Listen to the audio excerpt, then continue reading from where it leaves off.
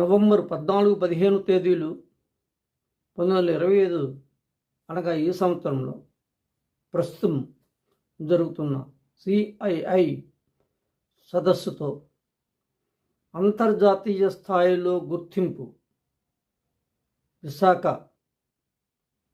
పొందిందని చెప్పొచ్చు. 50 దేశాల నుండి 532 పెట్టుబడిదారులు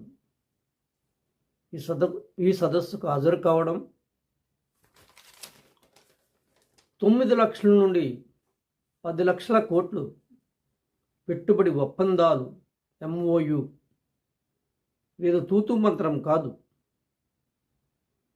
ఒప్పందాలు కూడా చేయడం జరిగింది. మెమరాండమ్ ఆఫ్ అండర్స్టాండింగ్ MOUలు జరిగాయి.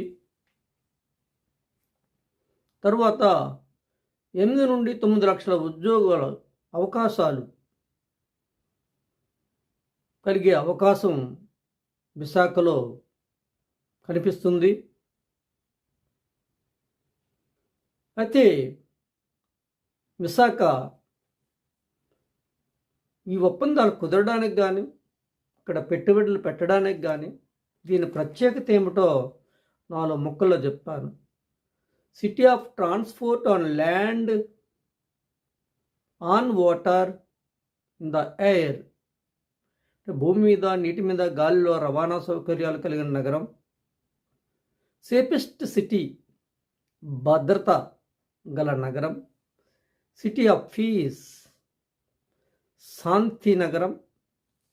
క్లీన్ సిటీ, ఎత్తులో ఉండడం వల్ల నీరు నిలబడదు, అందువలన క్లీన్ సిటీ. గ్రీన్ సిటీ, పట్టణం అంతా పచ్చగా కనిపిస్తుంది, పచ్చని కొండలు ఉండడం వల్ల. సిటీ ఆఫ్ ఎంప్లాయ్మెంట్, ఉద్యోగాలు సృష్టించగలిగే నగరము. ఫాస్టెస్ట్ గ్రోత్ సిటీ, వేగంగా వెతుకుతున్నటువంటి నగరము. డ్రోన్ సిటీ కాబోయే స్పేస్ సిటీ, కాబోయే AI హబ్.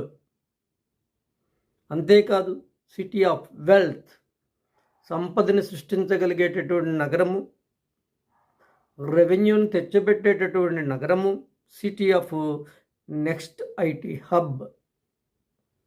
IT హబ్కి నెక్స్ట్ సిటీ కేంద్రంగా మారుతుంది.